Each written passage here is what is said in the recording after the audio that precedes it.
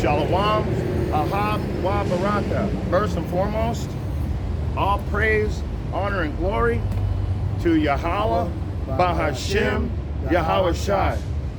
All right, to also double honors to the apostles out there doing the work. It's about 105, 110 out here right now. So I know that we got to go through some trials and tribulations to bring this word out sometimes, but we're going to bring it out. This class is called Warning Against the False Prophets.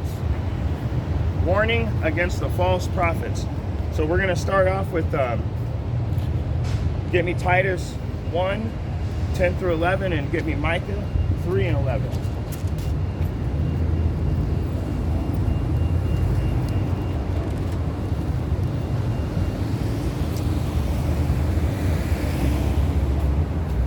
Titus 1, 10. For there are many unruly and vain talkers and deceivers, especially they of the circumcision, whose mouths must be stopped, who subvert whole houses, teaching things which they ought not, for filthy lucre's sake.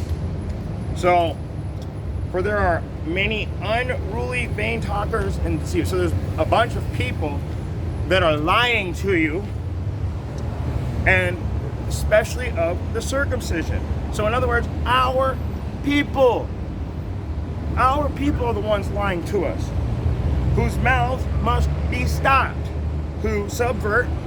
To subvert is to corrupt or pervert whole households, teaching things they ought not, for filthy lucre's sake. Lucre's is money. They're teaching for money.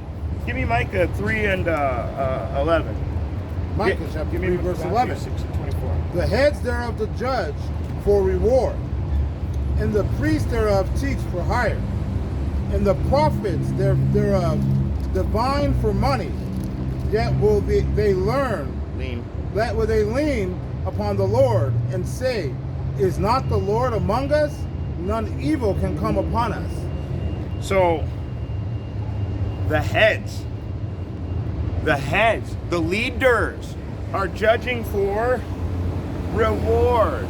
Oh, you've done great. Not only do they want people to praise them for their great works, but they actually want physical things. And the main reward you can get in this society is money. They teach for hire. Money. And they prophesy to divine, therefore thereof divine, and the prophets, Salakia, I'm getting a little excited, and the prophets thereof divine for money. Yet they will lean upon Yahweh and say, is not the Lord among us? No, he's not among you. He's not. There's no way he's dealing with you. None evil can come upon us. We're going to find out about that. None evil can come upon you too. Go ahead and get me Matthew 6 and 24. Matthew 6, verse 24. No man can serve two masters, for either he will hate the one and love the other, or else he will hold to the one and despise the other. You cannot serve God and mammon. So, he will hold to one, but he's going to despise the other. So, these teachers that tell you they love the Most High, ask them, why do you take money then? Why are you taking money for the homeless and the widowed mothers? Why are you taking that from them?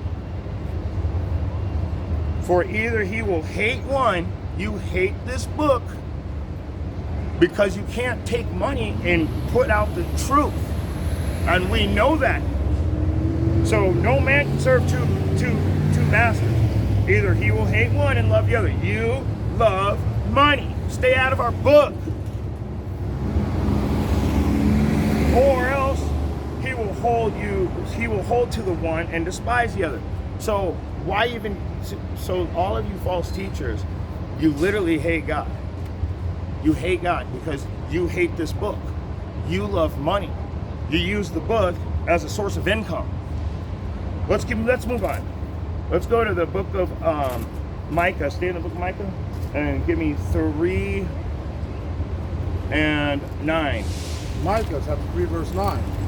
Hear this, I pray you, ye heads of the house of Jacob, and priests of the house of Israel, that abhor judgment, and pervert all equity.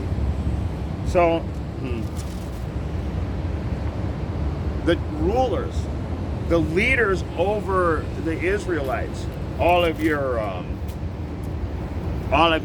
camp leaders, all of your Christian church leaders, all of your city and state official leaders that are our people.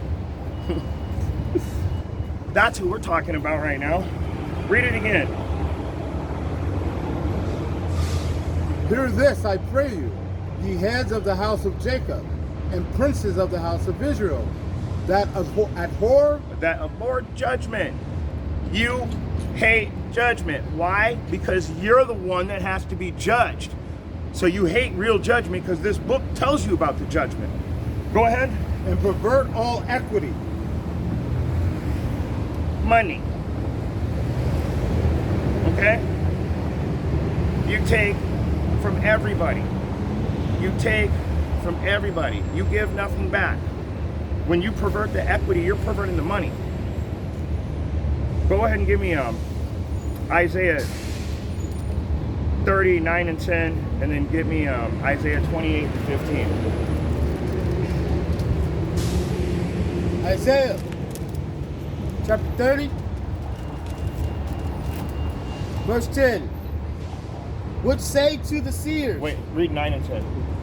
verse 9, that this is a rebellious people, lying children that will not hear the law of the Lord, which say to the seers, see not, and to the prophets, prophesy not unto us right things, speak unto us smooth things, prophesy deceits. So, all of you rebellious children, you love these pastors. You love these leaders because they're telling you what you want to hear. You don't want to hear the truth. You want to be lied to. You want this. And it's going to happen. And you're going to get what you deserve too. That's why we're doing this right now, is to try and tell you, look, you're running out of time, Israel. You're running out of time. We don't got much time left, and you're following false doctrines, following false prophets. I'm not even gonna get into what everybody does. You know what you do. Give me Isaiah 27 and 15. Isaiah chapter 28 and 15, sorry. 28 verse 15. Because ye have said, we have made a covenant with death and with hell, and are we at agreement when the overflowing scourge shall pass through? The whip, the overflowing whip. So that whip, when it hits you, it's going to cut you and kill you. So go ahead. It shall not come unto us, for we have made lies our refuge, and under falsehood have we hid ourselves. It shall not come unto us. You're going to be the first ones to get taken out. You made a covenant with death. With hell are you at agreement. You're not with us. In fact, it says, it shall not come unto us. You're the first ones that are getting, you're the first ones it's coming onto. You're the first ones. You're lying to yourself. You love to be lied to. Well, I'm telling you the truth today. Give me Titus 1 and 12. Titus 1 and 12. Titus 1, verse 12. One of themselves, even a prophet of their own, said, the Cretians are always liars, evil beasts, slow bellies. So, you're liars, you're evil, you're a beast. And a slow belly means to be lazy. Slow means to be lazy. And bellies in the biblical form means to be fat. So slow bellies means lazy and fat. Look at your pastor. Look at your leaders. Why are they so well fed? You keep feeding them. But with your money, not the way the scriptures say to feed them. Go ahead and give me Titus 13, 1 and 13. This witness is true. Wherefore rebuke them sharply, that they may be sound in the faith. It says to rebuke them sharply. So when you say, what do you mean sharply? I mean abruptly rebuke them severely. To sharply rebuke them is to cut them. And everybody out here in Israel knows what it means to be cut by the word. So let's move on to Titus 1:14. Not giving heed to Jewish fables and commandments of men that turn from the truth. The word fable means lies. Not giving in to Jewish lies. Not listening to Jewish lies. And the commandments of men. I need Matthew 15:8-9. Matthew 15:8. This people draweth nigh unto me with their mouth, and honoreth me with their lips, but their heart is far from me. But in vain they do worship me, teaching from doctrines the commandments of men. They're teaching from this book. They're twisting the words, and they're telling you what they want you to hear. They're teaching from doctrine the commandments of men. Give me Isaiah 29 and 13. And you give me Isaiah 30 and 12 and 13. Isaiah 29, verse 13. Wherefore the Lord said, for as much as this people draw near with their mouth, and with their lips do honor me, but have removed their heart far from me, and their fear toward me is taught by the precept of men. Through this doctrine, they will teach you the commandments and the precepts of men. They're using the book and twisting the words, man. It's telling, come on, man. You understand this? Go ahead and give me Isaiah 30 and 12 and 13. Isaiah 30 and 12. Wherefore this saith the Holy One of Israel, because ye despise this word, and trust in oppression and perverseness, and stay therein. Therefore this iniquity shall be to you as a breach ready to fall, swelling out in a high wall, whose breaking cometh suddenly at an instant. You guys trust in this oppression. How many of you guys voted for Biden when it tells us not to vote? He told you you're not black if you don't vote for Biden. Now you all voted for him. Now he told you you don't have no rights now that you voted for Biden. You got to do what I say, and I don't give you any more rights. In fact, let's not even get into that. Let's move on. Let's just move on right away because I don't even want to talk about that guy. Psalm 64 and 1 through 3. I don't even want to get into it on him. I might get my whole channel cut. Psalm 64. Hear my voice, O God, in my prayer. Preserve my life from fear of the enemy. Hide me from the secret counsel of the wicked, from the insurrection of the workers of iniquity, who whet their tongue like a sword, and bend their bows to shoot their arrows, even bitter words. So their tongue and their bow and their arrow are the bitter words that they're telling you. All of their lies. Read number 4. Oh, let the nations be glad and sing for joy. 64 and 4. Salah, that they may shoot in secret at the perfect. So secretly, they're still trying to kill us, the perfect, Yahweh's children that he chose, the children of Israel, the northern and southern kingdom. Go ahead. Suddenly do they shoot at him, and fear not. They're not scared. They're coming after us. When Yahweh comes here, they're building up an army to try and fight him. They ain't scared. They're coming for us. And you know what? Let's just move on and find out what's going to happen next. Oh yeah, insurrection. I want to bring out that word. Where did you say that? Insurrection. Insurrection. So it says, hide me from the secret counsel of the wicked, from the insurrection of the workers of iniquity. The word insurrection means to scheme, scam artist.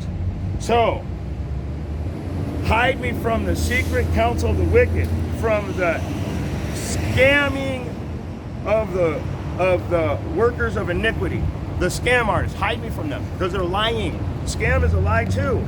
Don't sound like something good. What else did they say in here?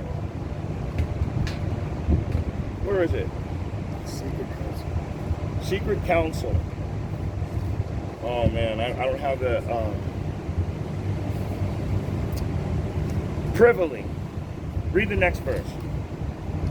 They encourage themselves in evil matter. They commune of laying snares privily. They say, who shall see them? So, like I said, secretly, they're trying to kill us. They don't, the snare is a trap. So when they secretly lay snares, they're secretly laying a trap for you. Privily, like I said, privily means secretly. So secretly, they're laying traps. So when they do all of their mandates, telling you, oh, blacks, Hispanics, and Mexicans first. We weren't first before. We were the first ones on the slave ships. Go ahead and give me Titus 1 and 15. Titus chapter 1 verse 15. Unto the pure all things are pure, but unto them that are defiled and unbelieving and nothing pure, but even their mind and conscience is defiled. So, to the pure, to the children of Israel that keep all the law, statutes, and commandments, everything's going to be pure because we stay within the Levitical law. It's that simple. But to the unpure, all things are unpure because they don't keep the law.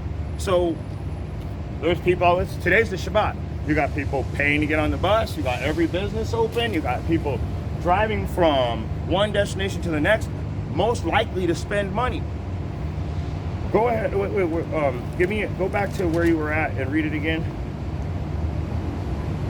Unto the pure all things are pure, but unto them that are defiled and unbelieving and nothing pure, but even their mind and conscience is defiled.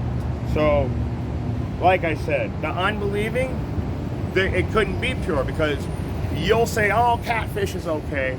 Oh, lobster and crab, that's okay, man. What are you talking about? That stuff's good. It tastes good. Bacon's good. You don't believe this book, so I'm just using an example, but since you don't believe this book, those things don't pertain to you.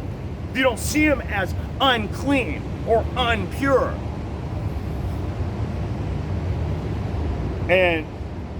But their minds and conscience is defiled. So you're completely gone in your head. There's no helping you anymore. And we're out here to warn you, but I doubt you're gonna listen. And I got, give me Titus 1 and 16. Already there? Go ahead. Titus 1 and 16. They profess that they know God, Ezekiel but 33. in works they deny him, being abominable and disobedient, and unto every good work reprobate. They're telling you that they know God, but in works they deny God. So they're telling you they know God, but they hate him. Being abominable and disobedient, that's proving that they hate him. And unto every good work reprobate. So anything you do that you thought was good was destined for failure. It's bound for destruction. Look up the word reprobate. Give me Ezekiel 33, 31, and 32. Ezekiel 33, 31. And they come unto thee as the people, Salah. And they come unto thee as the people cometh. And they sit before thee as my people. And they hear thy words, but they will not do them. For with their mouth they shew much love, but their hearts go after their covetousness. Let me go. And they come unto thee as people cometh. So they're just like the rest, like me. I've got my little fringes on. Well, they're going to look just like me, coming with their little fringes on. And they sit before thee as my people. They're going to sit right next to me, and brother Yahya and Mike over here, we're going to be sitting here, and they're going to be sitting right next to us looking just like us. And they'll hear the word. But when we leave, we're going to keep the laws. When they leave, they will not do what the scriptures told them to. They will not follow instruction. You're not following instruction. That's all there is to it. And lo, thou art unto them as a very lovely song of one that hath a pleasant voice, and can play well an instrument. For they hear thy words, but they do not do them. Saying the same thing again. But let's go back to 31 for a second, because it says they'll show much love, but their hearts goeth after covetousness. Their hearts go after their own lust. You're not after the law, statutes, and commandments. You're after what you can get. Especially you leaders. You're more evil than all get out, because you know this truth, and you're the ones most lustful, selling out your own people. Go ahead, read 32 again.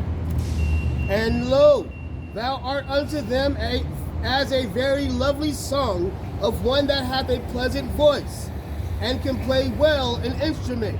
For they hear thy words, but they do them not. When we speak, we're like music to their ears. Love hearing it, but they hate doing it. They ain't gonna do it, and they ain't doing it. They're not gonna keep the laws, but they like to hear the word. What's the point? It's just like watching a TV show, but not really paying attention, I guess. I mean, they'll hear it, but it's just in one ear and out the other. They leave. It's repent on Sunday or on Saturday and Sunday, and then Monday and Tuesday, you're back to the same old lustful behavior. Give me Mark 7 and 6 and 7, and give me Isaiah 28, 9 through 11. Mark chapter 7, verse 6. He answered and said unto them, well hath Elijah prophesied of your hypocrisies? As it is written, the people honors me with their lips, but their heart is far from me. So here we go again. I don't know how many times I'm going to have to tell you, it's all through the Bible. You want to talk about precept upon precept? Read it again. He answered and said unto them, well hath Elijah prophesied of your hypocrisy? Hypocrisy, hypocrite. Say to do one thing and then do the opposite. Go ahead. As it is written, this people honors me with their lips, but their heart is far from me. Like I said, they hate God. They hate God. You honor me with your lips, but your heart is in your own lustful behavior. Give me 7. Howbeit in vain do they worship me, teaching for doctrine the commandments of men. Back to the same old story. They take this book and somehow they twist it into their own commandments and doctrines. And I'm going to go ahead and bring out one more verse. We're going to close out there with Isaiah 28, and we're going to go 28, 9, and 10. 9 through 11. Isaiah 28, 9. Whom shall he teach knowledge, and whom shall he make to understand doctrine? Them that are weaned from the milk and drawn from the breasts. For precept must be upon precept, precept upon precept, line upon line, line upon line, here a little and there a little. For with stammering lips and another tongue will he speak to this people. Whom shall teach knowledge? The prophets are going to teach knowledge. Why? Because we understand these doctrines. Why do we understand the doctrines? To be weaned from the breast and drawn from the milk means to be taught the basics in the Bible and the basic law, statutes, and commandments correctly. For precept must be upon precept. Like I told you earlier, we're jumping all through the Bible showing you that they honor the Most High with their lips, but their hearts are not with Him. How many places that I have to go in that to prove that that's exactly what it's saying, that you hate God? Precept upon precept, precept upon precept, line upon line upon line. Here a little, there a little. You go to the New Testament, you confirm it in the Old Testament. You prophesy in the Old Testament, you confirm the prophecy in the New Testament. Why does he keep saying all of this and repetitively? In the whole Bible, you never hear anybody saying precept upon precept, precept upon precept, line upon line, here a little. The reason why he has to repeat himself so much is because none of y'all listen. None of y'all niggas listen for no reason.